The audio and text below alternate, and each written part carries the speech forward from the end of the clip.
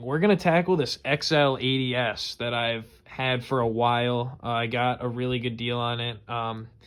It's been sitting for a while. It was sitting for a while when I got it, and I didn't realize how messed up it was until I looked inside of the as you guys can see,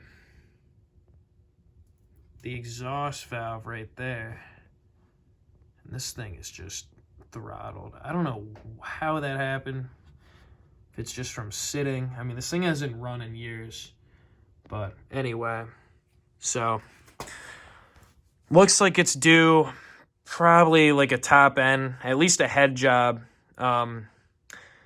I'm not sure exactly what I'm going to have to do to this thing to get it running. Jack's coming over. It's his last night at home for his little Thanksgiving holiday. So it'll be nice to see him. So anyway, I'm going to take it apart a little more, and then when Jack comes over, we'll tackle this thing.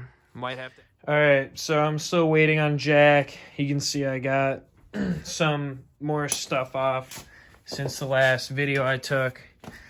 I got this ignition cover off, and so and then I undid all of the connectors right here. I think if I can, I'm going to just swap this engine right here with the XR80 engine that I swapped into the other XR75 frame, which is outside. I don't think I ever even made a video about that.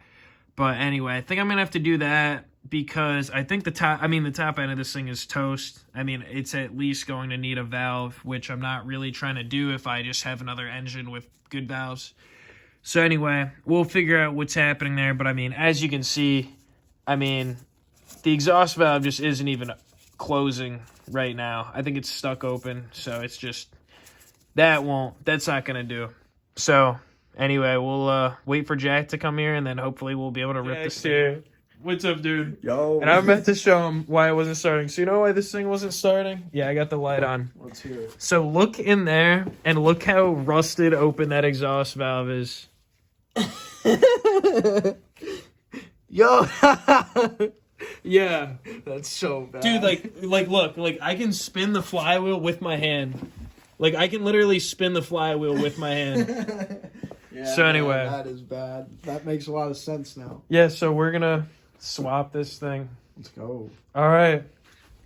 So anyway, let's take this engine out. Woo! We just spent like the past 20 minutes trying to get this last engine mount bolt off, and Jack finally, I think you're just spinning. Oh no, it's not just spinning. You got it. All right, Jack's got it out. You see the engine is kind of falling out right now. It's wiggling in there. All right.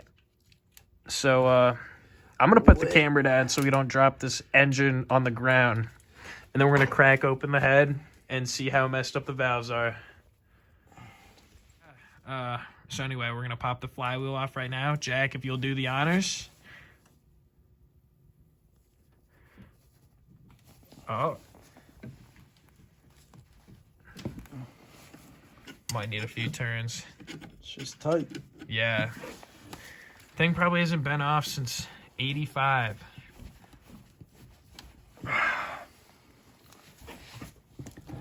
Wait, hold up a second. Is that bending in there? No. I don't think so, is it? Whatever, keep doing it so if it does pop off, we get it on video at least. I don't think it's bending though.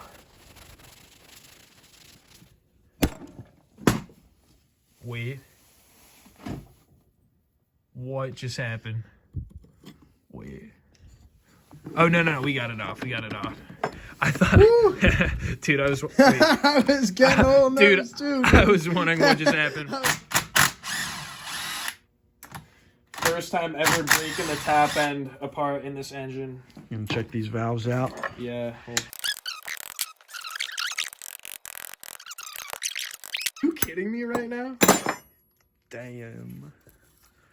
Dude, this thing has not been taken apart since 1985. All right. I'm getting the actual hammer. Yeah, we'll keep plugging at it and let you know when we get it on. We got it. All right. So this looks good. That's not what I was concerned about. I'm concerned about the exhaust valve. Yeah, it looks good though in there, doesn't it? It does look pretty clean for... All right, let's take a little more off and then pick up the... So we've got the bottom end here, and then we've got the head, and obviously the cam sprocket, the rocker panel right there. So this was the issue, the exhaust valve right here. All right, anyway, so I'm trying to get it to focus in there.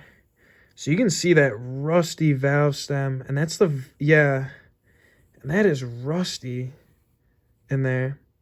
And so anyway, so this is the valve that we were suspecting wasn't sealing. Now, I can already tell, focus, yeah, so I can already tell that it's not sealing. I mean, you can just see it's like coming up over there. But the best way to test this out, which I've done before, is to spray like a little either like WD-40 or like household like shop type like universal 3-in-1 oil, whatever you want to call, whatever type of like thin oil you want to spray in there.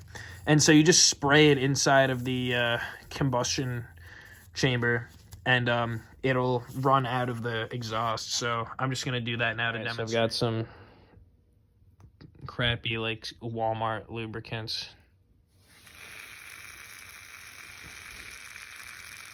We're gonna spray that in there and watch it run. I mean, you can already like see it's...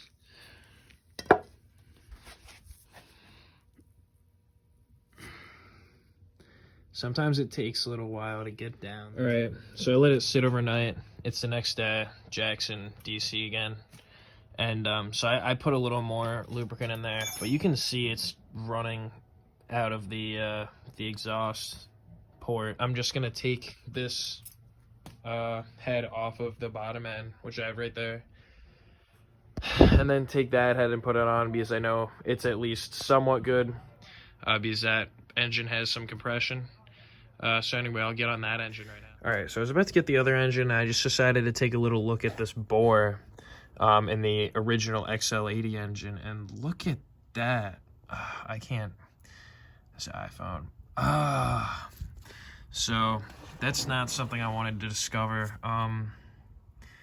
Just seems like there's a lot of corrosion in there right now. Like whoever had this before me was telling me it sat for a long time, and he wasn't kidding.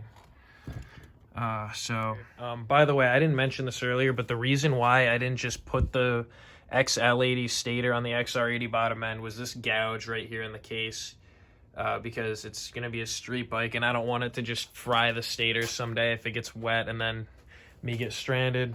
So anyway, I ended up taking, obviously you can see I ended up taking the piston and circlip and everything out of the XR80 engine, but then I thought, wait, I bet I could get that corrosion off of the bore with the Brillo pad on the XL80. So I got a Brillo pad, oiled it a little bit, and then just worked the cylinder, and so far it looks pretty well. I mean, it's going to have that little discoloration that you can see there. Sorry, I'm trying to focus the camera and hold the light, but it looks good now. I mean, it took that layer of rust off pretty well, and it's not really on there anymore. So looks good. So I think I'm gonna keep everything as it is right here, and so now I'm just gonna throw the valves on from the XR80, which is right there. Oops. So the head and valves from the XR80, and then I'll put it all back together and see if it runs. So the XR80 top end on now, and then I'm reusing the gasket and spacer, so hopefully they still work, because I don't want to order a new one and wait for one. So anyway, I have this on now, so I think I'm gonna put the valve and the rocker assembly back on, and then assemble it and rotate the engine a few times, make sure it has compression, time it right, obviously, and then we'll see if she starts. I'm going to throw it in and try to crank it. So here we go.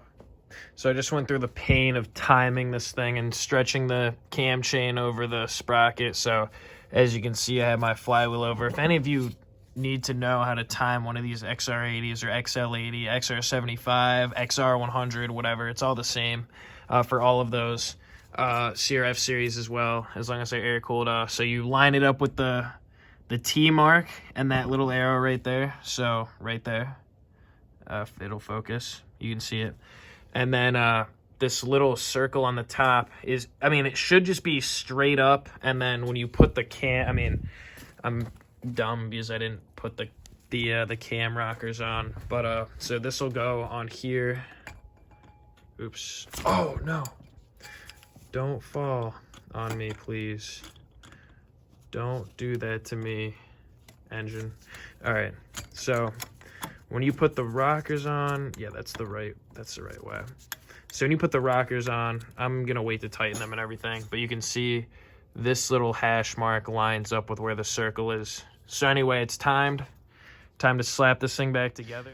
All right, so I got everything together. I just adjusted the valves. If you guys want to know how to adjust the valves on these things, for like any Honda air cooled, I mean, obviously check. I mean, now you can just Google anything these days. But for like the XR80, XR75, XR100, I mean, even for my XL350, it's all 0.002 inches.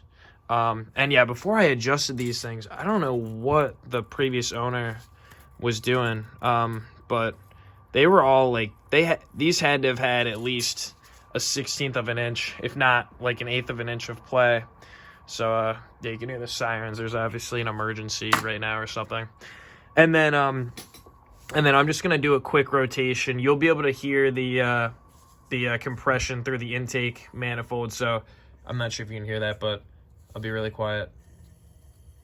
So you can hear it going in. Or yeah, now the exhaust valve opens up. So anyway, so yeah, definitely has compression now, which is good. A lot of compression, which is nice. So anyway, I'll spin it back to TDC. It's hard to do with this thing so slippery, this flywheel. So anyway, there we go. Top dead center. So anyway, I'm gonna put the covers back on and then throw this in the bike, put some gas. And just to point out, I always lube these little oil passageways on the top of the cam rocker assembly, just so I'm not starting the engine dry. I just have Shell Rotella in this straight 30. So yeah, I'm just lubricating all this because usually there's a pool of oil in there, but I didn't put any in there, so I'll just, you know, get some oil up in there. But definitely these passageways where these metal shafts are, because there aren't any bearings in here. They're just straight metal on metal, so you don't want any unnecessary friction in there. So definitely put a good amount of oil on these little oil holes.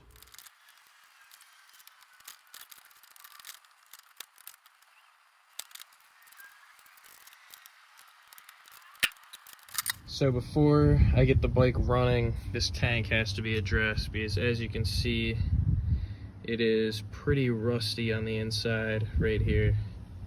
So what I'm gonna do is I bought a rubber stopper at the hardware store, and I'm gonna fill it with white vinegar, and let it sit for a day or two, and then I'm gonna dump the vinegar out and fog it. And all right, tank is corked up.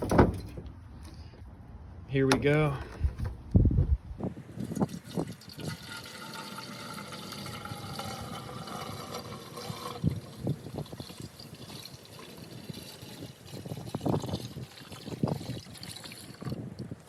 Alright, I found more in the kitchen, so I guess I'll have to replace that, but here's the rest of that. Hopefully that at least gets close to the top. I guess not.